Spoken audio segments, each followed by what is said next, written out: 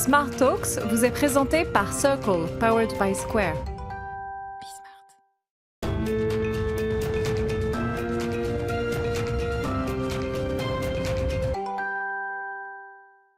Bonjour à tous, ravi de vous retrouver dans Smart Talks, l'émission qui déshabille les décideurs, les grands patrons, avec Gus évidemment, comme chaque semaine. Tout à fait Arnaud. Tout va bien ? Bonjour, mais très bien et toi ? Très heureux d'être avec vous évidemment et nous accueillons aujourd'hui Maximilien Pellegrini, il est le directeur général adjoint du groupe Suez et il est notre invité dans Smart Talks.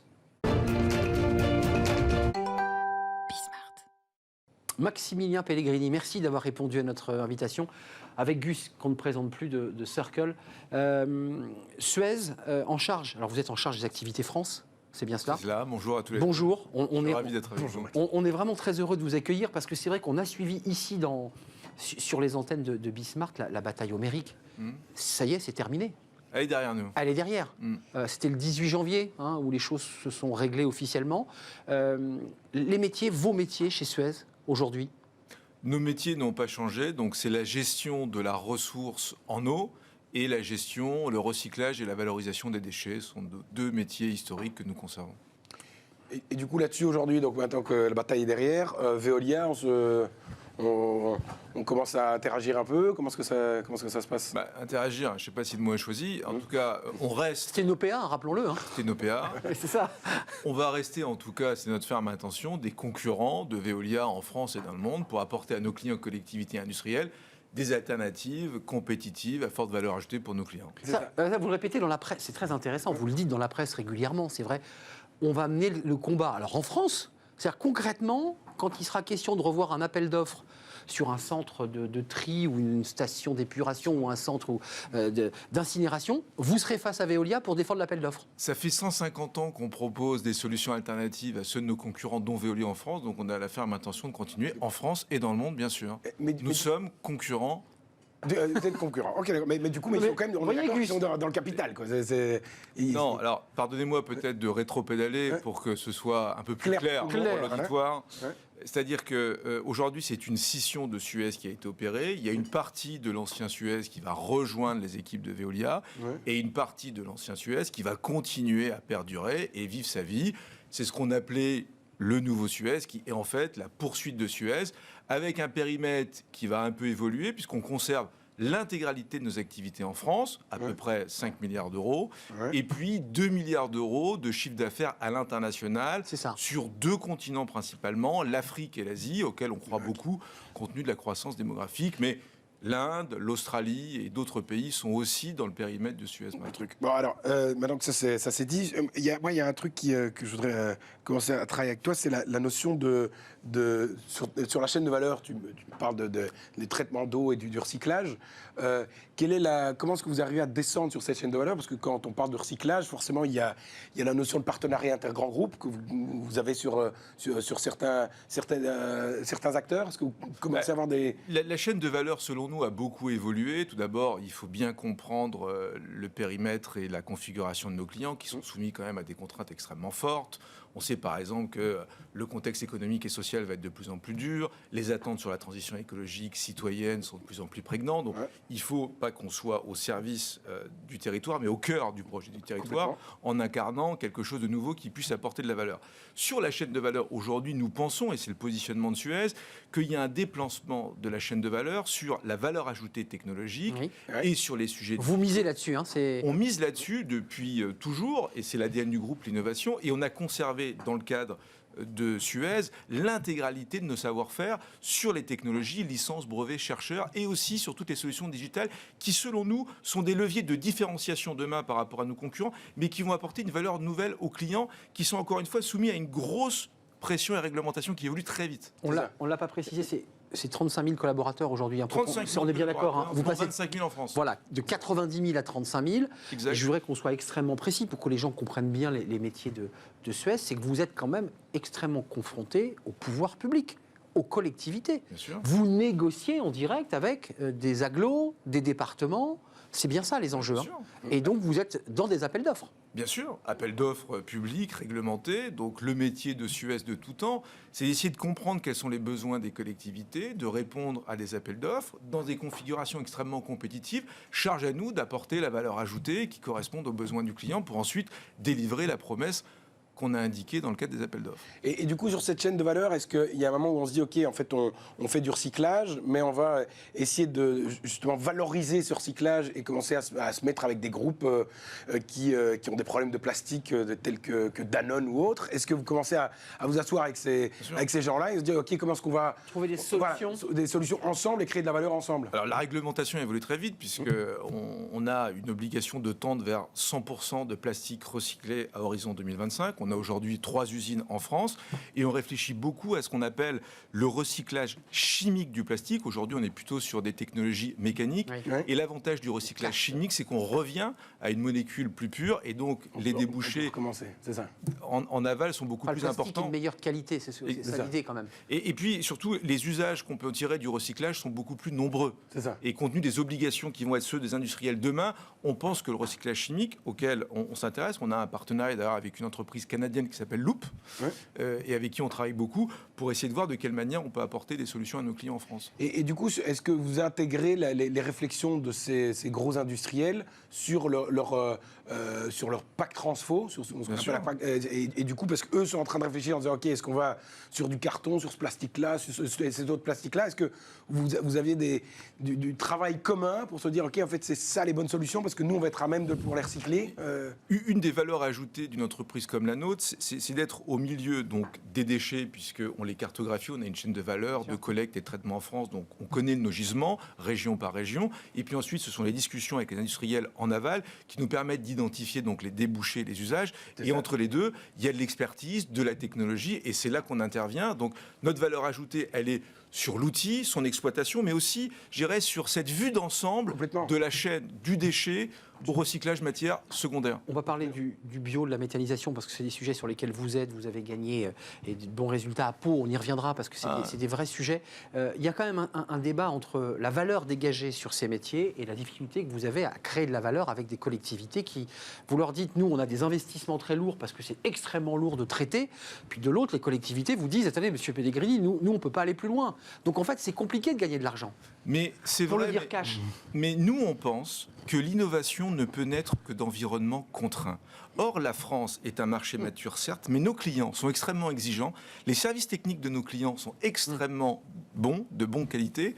Eh bien, le prix est toujours en France quelque chose d'important. Donc, entre les deux, il y a l'innovation, l'expertise d'une entreprise comme la nôtre. Et il faut qu'on accepte ce terrain de jeu. Et je crois que ça va nous forcer à innover pour que la France reste aussi le terrain de jeu d'un groupe comme le nôtre pour continuer à arriver dans le monde. Vous savez, si nos entreprises sont ce qu'elles sont aujourd'hui, c'est parce que le marché français, très tôt, dans l'eau bien sûr, mais aussi dans les déchets, a pu expérimenter et exiger de nous des exigences extrêmement fortes. Donc je crois que ça reste une bonne nouvelle. Capture de CO2, je parlais de Pau, parce que je sais que sûr. vous y êtes sensible sur cette nouvelle station d'épuration. Tout ça est très intéressant parce que c'est le débouché de ces eaux et de ces boues dont on ne sait pas trop quoi faire. Donc elles étaient pendues dans les champs. Capture de CO2 grâce à la méthanisation. Ça aussi, c'est une piste pour vous d'innovation. Ça existe déjà, la méthanisation, mais vous dites on va accélérer sur ces filières, on va accompagner ces sujets-là. On est extrêmement fiers de cette référence parce qu'on y a placé 2 innovations mondiales à Pau, en France. Aujourd'hui, il y a eu une transformation absolument incroyable de nos métiers. Il fut un temps où on avait besoin de ressources pour traiter les eaux usées de manière à les dépolluer et les rendre au milieu naturel. Aujourd'hui, grâce aux eaux usées, on crée des ressources pour le territoire. Donc les boues de stations d'épuration, elles sont méthanisées, donc on produit du biogaz. Mais hier, on produisait du CO2. Donc aujourd'hui, grâce à la méthanation, on va capturer ce CO2. C'est ça. On va le coupler à de l'hydrogène et on va fournir encore plus de biogaz de manière à ce que le centre de ressources, et plus une station d'épuration, va être carrément un puits carbone. Et on présente aujourd'hui, grâce à cette référence, un bilan carbone négatif. Et on y a aussi intégré une seconde innovation qui va réduire, après méthanisation, le volume des boues pour en faire un produit qui s'appelle le biochar et qui peut être utilisé soit comme combustible, soit de manière valorisation agricole. Du coup, alors, de manière à ce que la boucle soit bouclée. C'est la phrase de Baudelaire, hein. De ta boue, j'en ai fait de l'or. C'est Baudelaire qui le dit. Oui, Magnifique. Mais bien sûr, mais c'est tout à important fait, si c'est du Baudelaire très quand on beau. parle de ces sujets. Tout à fait. Du coup, la partie sur ce truc-là, de se dire qu'en fait, j'étais une boîte qui recyclait, maintenant je commence à être une boîte qui produit de l'énergie. Est-ce que du coup, soudainement, en fait, je commence à me déplacer sur une chaîne de valeur, je me dis, en fait, peut-être que demain, Suez aura une production d'énergie, ou bien c'est complètement... On est déjà des gros producteurs d'énergie de par nos unités de valorisation énergétique où on transforme les déchets en valorisation énergétique. Ouais. On a aussi nos projets de CSR, combustibles solides de récupération, où les refus de tri, c'est-à-dire tout ce qui ne peut pas être recyclé, trié et brûlé pour produire de la valeur électricité. Et puis nos STEP, grâce à la méthanisation. Donc aujourd'hui, on est un producteur d'énergie verte. Est-ce que c'est une expertise qu'on consolide, qu'on développe? La réponse est oui. Est-ce que demain, on pourrait aller au-delà? Pourquoi pas? Pourquoi pas? Ok, d'accord. Donc c'est une des pistes d'orientation. Et du coup, vas-y. Non, vas-y. Je voudrais faire un petit retour en arrière sur la notion de plastique, sur la notion des matériaux de manière générale. On a beaucoup parlé de plastique. Il y a tous les autres types de matériel à recycler. Bien sûr. Jusqu'où vous allez et et il y a un moment, il faut aussi se poser la question de quels seront les matériaux de demain que je vais devoir recycler. Est-ce qu'il y a de la R&D là-dessus?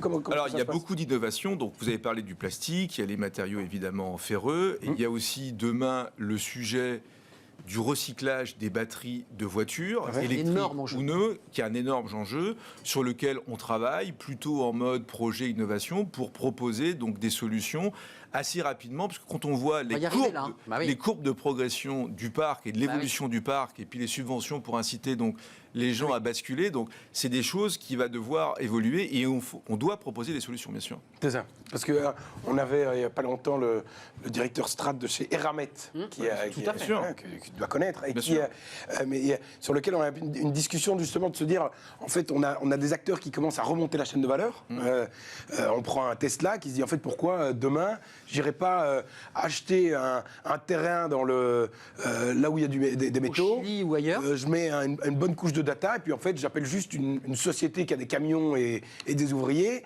et en fait les métaux sont à moi. Et donc inversement d'ailleurs, Eramet pourrait devenir propriétaire des véhicules après tout. Tout à fait. Et donc eux, ils ont un enjeu d'avoir des acteurs qui commencent à remonter la chaîne de valeur et donc ils doivent retravailler un peu leur métier pour mettre de la valeur là-dessus. Est-ce que toi de ton côté, est-ce que tu te dis en fait je pourrais pas descendre ma chaîne de valeur et me dire en fait je vais commencer le plastique que je te refile parce que je l'ai recyclé, je vais garder sa propriété parce que de toute façon il va revenir dans mes usines après. Enfin tu vois, c'est de te mettre sur une loupe un peu plus. Les business models doivent évoluer en fonction des problématiques industrielles. Nous, ce qu'on pense, c'est que dans tous les cas de figure, il faut de l'expertise et de la technologie sur l'opération de recyclage, et il faut de la taille critique et de l'innovation, et c'est notre métier. Et deux, on pense qu'il faut avoir un regard assez large sur l'ensemble des flux pour être le plus pertinent possible à l'échelle des territoires ou des cycles industriels de nos clients. Donc, on est très à l'aise. C'est d'ailleurs un des grands leviers de Suez de tout temps, et on va persister, c'est cette culture partenariale. On est très à l'aise à instaurer des collaborations de longue date. C'est le cas avec nos clients collectivités, mais c'est le cas aussi avec certains clients industriels pour partager la valeur, les savoir-faire et avancer ensemble. C'est vraiment quelque chose qui est fondamental dans la culture de Suez. Maximilien, j'avais une double question, mais qui corrobore finalement le débat qu'on a sur les enjeux techniques, technologiques et la création de valeur sur vos technologies. Il y a quand même deux sujets qu'on se pose quand on parle à Suez. C'est un, c'est quoi vos nouveaux défis? Et deux, qui est une question, je dirais, de positionnement de marque. Vous conservez le nom Suez ou avec cette nouvelle transformation, 35 000 collaborateurs au lieu de 90, de nouveaux métiers, est-ce que vous dites, on va même jusqu'à imaginer peut-être un changement de nom? Est-ce que vous êtes sur cette réflexion-là? Suez a 160 ans d'histoire. C'est une vieille maison. On est plutôt fiers de l'histoire. On a survécu à 2 guerres mondiales. Je rappelle qu'en 1946... La banque Indo-Suez. 1946, 2 tiers de l'activité a été nationalisée pour créer ce qui est aussi aujourd'hui EDF. On a connu des crises. Marcel Paul. Continue. Exactement. Donc, la transition écologique s'impose à nous en France et dans le monde. Donc, l'utilité de nos métiers n'est plus à démontrer. Donc, vous dites on garde notre nom parce qu'après tout, il est beau ce nom. Et le défi, c'est toujours le même. C'est celui d'accompagner au mieux les sociétés, les populations, nos clients dans les défis colossaux de la transition écologique. Quand on parle de transition écologique, on parle d'investissements colossaux à réaliser et on sait très bien que si on n'amène pas de l'expertise, de l'innovation, ces investissements colossaux vont se traduire, on le sait bien, par des factures de plus en plus importantes pour les usagers. Donc une entreprise comme la nôtre doit être intelligente, astucieuse et innovante pour faire en sorte que ces investissements soient les plus pertinents possibles. Et donc ces défis ne changent pas. Et aujourd'hui, le marché qui s'offre à nous est gigantesque. Donc on est extrêmement confiant sur notre capacité à rebondir. Alors là-dessus, du coup, je repose une question qui fâche un peu, mais c'est la notion de CAPEX que tu dois devoir mettre pour justement suivre ce marché. Est-ce qu'en se mettant avec Veolia, il n'y avait pas justement un effet de volume qui faisait qu'on arrivait à mieux répondre au marché? Parce que quand tu regardes Suez et Veolia, bon, c'est des grosses machines, mais tu regardes de l'autre côté de l'océan... Moi, je crois que c'est tout l'inverse. Okay. Suez était dans un monde pas si lointain, confronté à une explication, une communication financière au marché boursier tous les 3 mois sur des métiers qui ont des pas de temps de 10, 15 et 20 ans. Ouais. Demain, nous aurons comme actionnaires des fonds d'investissement. Donc on sera libéré de la contrainte de communication à la bourse et on aura avec nous des actionnaires dont le métier, c'est d'investir dans les sujets de transition écologique.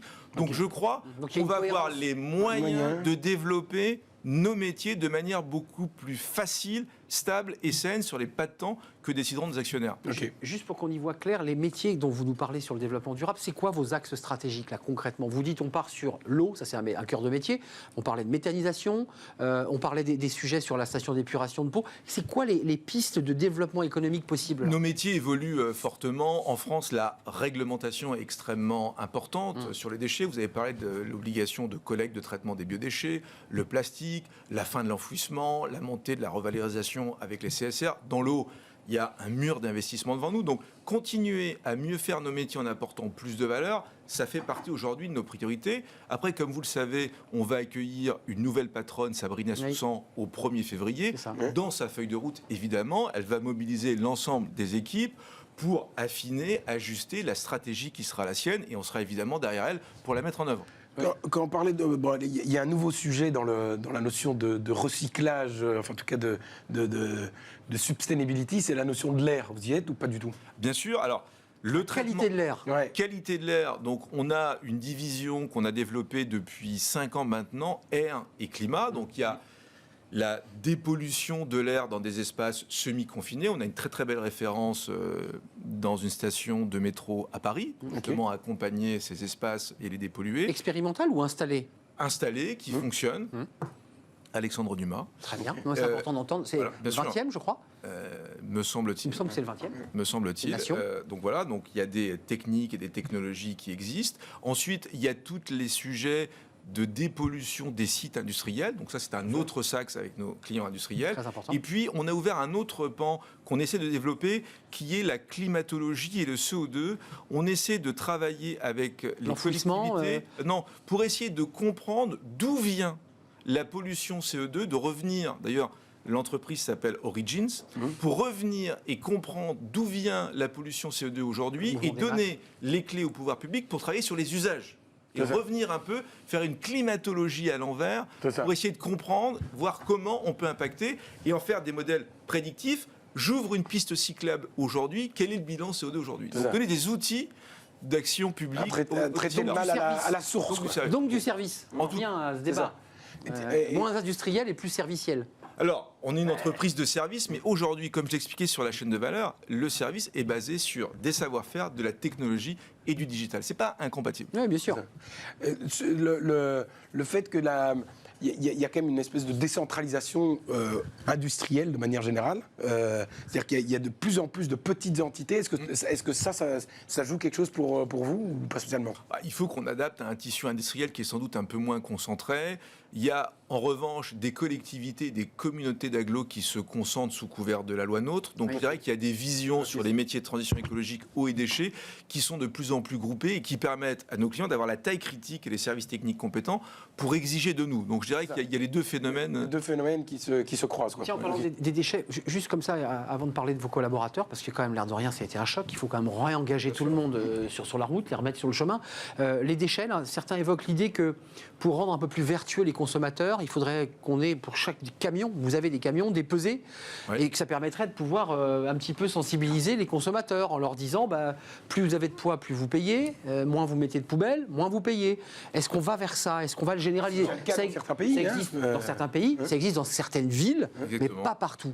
En tout cas, aujourd'hui, les technologies existent puisqu'on a des bennes à puces, donc on est capable à chaque levée de mesurer en temps réel, de donner de l'information au client. Et l'idée, c'est que ce soit le premier pas à une facturation incitative pour essayer que chacun puisse au mieux être au fait des déchets. Il faut être prudent parce que les gens s'agacent un peu sur ce sujet. Mais ce qui est important de comprendre, c'est que c'est une décision, comme le prix de l'eau d'ailleurs en France, qui appartient à la collectivité. Nous, notre boulot, c'est d'apporter des services, des technologies pour donner un palais d'outils aux clients collectivités et charge à eux de choisir. En tout cas, aujourd'hui, sur le plan de l'expertise et de technologie, rien n'empêche d'aller vers des modèles de ce type, tarification incitative. C'est ça. Et sur alors, de nouveau, dans les pistes d'évolution, est-ce que la notion de B2C, parce que justement, la notion de recyclage et de traitement d'eau, etc., était forcément très étatique et centralisée. Maintenant, il y a le consommateur qui se prend de plus en plus en main. Est-ce qu'il y a des solutions Suez qui pourraient un jour arriver à la maison est-ce que ce sont des choses qui sont pas du tout et qu'on n'est pas du tout dans... Sans passer par les collectivités, puisque c'est de ça... Oui, c'est ça. Je crois que nous devons faire un effort accru de communication vis-à-vis des usagers dans l'ensemble de nos métiers pour expliquer simplement quels sont nos métiers.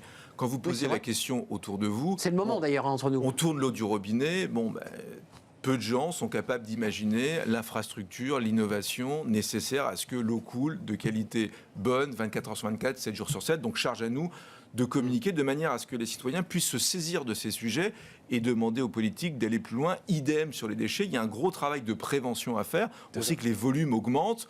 Dans un monde qui se veut sobre et de plus en plus sobre, charge à nous de donner des informations, des indications pour que chacun puisse avoir des responsabilités par rapport à son type de consommation. Et là, le digital nous aide. On a des applications sur l'eau aujourd'hui qui sont capables en temps réel de donner à chacun sa consommation d'eau. Le Linky de l'eau, quoi. Voilà, et on en déduit des usages extrêmement intéressants. On a un service d'ailleurs qui peut, pour les personnes isolées qui le souhaitent, prévenir certains proches quand une personne ne consomme pas d'eau pendant 12 heures, 24 heures. Peut-être qu'il se passe quelque chose d'anormal. Ou inversement, quand ça consomme trop. Ou inversement, quand ça consomme trop et qu'il y a des fuites, une maison secondaire ou pas.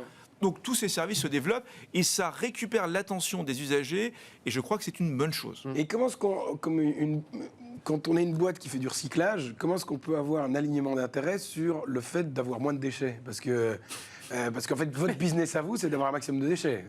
C'est une caricature, hein, mais... Non, mais c'est un sujet. C'est faux. Okay. Aujourd'hui, nos business models volumétriques sont en train d'évoluer. On a gagné 2 contrats en 2021, un à Brive pour la gestion de l'eau et l'assainissement et un à Montauban pour la collecte des ordures ménagères. Eh bien, les deux, en fait, prévoient des systèmes de rémunération du délégataire que nous sommes. Si vous baissez. Si on baisse les volumes des déchets et la consommation d'eau aux usagers. Vous voyez qu'on y charge à nous, bien sûr, de proposer de la communication, de la prévention et des outils de sensibilisation. Les fameux outils dont on parlait. Ça évolue parce que, encore une fois, ce qu'on vend, c'est de la valeur. Oui, mais c'est parce que la collectivité vous challenge et vous dit, attendez, le deal, il va être l'inverse. Vous allez gagner plus quand il y aura moins de déchets. Et c'est le même C'était pas le cas avant. Exactement. C'est le même cas. Et c'est encore très largement pas le cas, mais ça évolue et on est capable de faire de l'ingénierie contractuelle, ce qui est l'essence de nos métiers. Dans l'énergie, on a les mêmes typologies de contrats qui arrivent. Gus, il y a un sujet important, 35 000 collaborateurs. J'aurais juste ceux qui nous regardent, s'ils étaient partis sur Mars ou sur la Lune, qui se souviennent de ce qu'a été cette bataille que vous avez menée avec Veolia. Bataille médiatique, bataille de communiqué de presse, bataille juridique, bataille des syndicats. Vous l'avez traversée, cette bataille. Vous en êtes sorti comment ? Étrié, épuisé ? Comment on sort les collaborateurs ? Est-ce que tout le monde dit on se serre les coudes ou on est abattu ? Dans quel état d'esprit vous êtes ? Écoutez, force est de constater que les 18 derniers mois ont été extrêmement difficiles parce qu'il y a eu la pandémie et je rends hommage aux collaborateurs de Suez qui ont délivré de l'eau 24/24, 7 jours sur 7, qui ont ramassé les ordures ménagères dans un contexte de pandémie qui était loin d'être maîtrisé à l'époque. Donc beaucoup de courage, beaucoup d'attachement au service public et à l'entreprise. Les premières lignes. Les premières lignes qui a fait en sorte que tout ça se déroule très très bien. Bon, ensuite, l'OPA par-dessus le marché. Donc évidemment, le corps massue. social, le corps managérial a été chahuté. Mais vous savez, il y a un tel attachement à cette entreprise, il y a un tel amour de nos métiers, Ça s'est vu. qu'aujourd'hui, on souffle sur les braises et le brasier repart. Donc on est extrêmement confiant parce qu'on croit tous à cette entreprise, on sait qu'on a des métiers essentiels, on sait que la transition écologique est un enjeu majeur planétaire, on pense pouvoir apporter des solutions, donc on est extrêmement motivé. Alors on sort un peu chahuté, mais encore plus motivé pour démontrer à nos clients qu'ils ont eu raison de nous soutenir pendant cette période difficile et continuer à faire croître cette entreprise qu'on aime beaucoup. Et du coup, la guerre des talents, on la prend comment chez Suez? Parce qu'il y a... c'est compliqué pour tout le monde. Hein. Dans mon métier comme dans le tien, je suis sûr que ça doit être compliqué. Et comment est-ce qu'on arrive à remettre des gens attirer des gens autour d'un projet? Parce qu'au final, les gens, ils viennent plus... Bon, l'entreprise a son histoire, etc. Mais en fait, la nouvelle génération vient chercher un projet plus qu'une boîte. Bien sûr. Et donc, quand on a 2 boîtes qui se sont mis sur la figure comme ça pendant autant de temps et qui ont des projets qui ne sont pas si loin l'un de l'autre... comment est-ce qu'on... je t'autorise à en douter. Vous avez passé 23 minutes à nous dire que vous faisiez de la technologie du service. Non, mais est-ce que... voilà. Mais c'est vrai. Oui, bien sûr. Je pense que Comment vous les attirez? Tout d'abord, on a quand même la chance d'évoluer dans des métiers qui ont le vent en poupe. La transition écologique plaît aux nouvelles générations. Les ingénieurs, Bon voilà, et je crois que ça se voit. Après, je crois qu'on a un enjeu de fidélisation. On a des métiers complexes sur le plan technique. Donc, un jeune collaborateur qui rentre au sein de l'entreprise, il peut aujourd'hui s'ennuyer extrêmement vite. Donc, charge à nous, avec les contraintes de mobilité, puisque les jeunes générations sont pas sûrs d'être plus mobiles que nous l'étions il y a 20 ou 30 ans. Donc, charge à nous de faire en sorte de construire des évolutions de carrière le plus rapide possible, mais tout en épousant les besoins de l'entreprise pour essayer de les faire progresser et de leur vendre non pas un projet d'entreprise, mais une succession de projets dans lesquels ils puissent s'exprimer et acquérir des compétences. Et puis, il y a quelque chose sur lequel on travaille beaucoup et on est convaincu, et j'en suis un exemple, c'est la diversité. Moi, je suis un produit de la diversité sociale, je suis un produit de l'ascenseur social, et je crois que la diversité dans les entreprises est un atout majeur. Il faut qu'on soit le reflet des territoires sur lesquels nous opérons. Il y a évidemment la mixité avec les femmes, il y a les parcours cabossés, il n'y a pas forcément que des jeunes qui sortent des meilleures écoles qui nous intéressent évidemment, mais pas que. L'insertion professionnelle, on en fait beaucoup. On a une filiale qui s'appelle Suez Rebond qui a depuis 20 ans maintenant récupéré de l'employabilité pour plus de 9000 personnes. Donc tout ça contribue aussi à un corps social dynamique qui ressemble en fait au pays dans lequel on opère. Juste avant de nous quitter, on passe de la France et de l'insertion et évidemment au talent. Est-ce que vous avez des ambitions? Est-ce que c'est d'ailleurs autorisé que vous puissiez avoir des ambitions à l'international alors que Veolia sera là? Mais vous savez, la part de marché de Veolia post-scission, c'est une scission et pas une fusion. Parce que, oui, j'ai bien vu, vous n'avez pas dit fusion. Voilà, puisque l'aventure Suez continue, ça va être à peu près 5% du marché mondial. Bon, écoutez, ça veut dire quoi? Ça veut dire que le marché est extrêmement atomisé, ça veut dire que les clients veulent les meilleures solutions, ça veut dire que la taille est peut-être pas si importante que ça, et ça veut dire bien sûr ça veut dire bien sûr que Suez sera présent pour capter toutes les opportunités de développement à l'international. C'est ça. Avec les fonds qu'il y a derrière. Donc, est-ce qu'il y a encore moyen, parce que du coup tes fonds ils rentrent, ils vont sortir. Est-ce qu'il y a une vraie, il y a un de tes boulots, c'est d'essayer d'attirer des nouveaux investisseurs sur le. Les fonds, là aussi, c'est assez rare, mais se sont engagés sur des périodes extrêmement longues. Un Meridiam 25 ans, JP 10 ans, la Caisse des dépôts, une caution importante. Donc on est parti plutôt sur un pas de temps long, ce qui est encore une chance. Merci. Bravo, en tout cas. Merci. C'est un vrai plaisir de vous accueillir sans langue de bois. Voilà. C'est un peu l'esprit de l'émission. Merci Maximilien Pellegrini, directeur général adjoint du groupe Suez, les manches relevées, prêt au combat et à relever le gant. Parce que c'est de ça dont vous nous avez parlé aujourd'hui dans Smart Talk. Merci Gus. Merci Arnaud. C'était un vrai plaisir. À très très bientôt. Merci pour votre fidélité. Smart Talks vous a été présenté par Circle, powered by Square.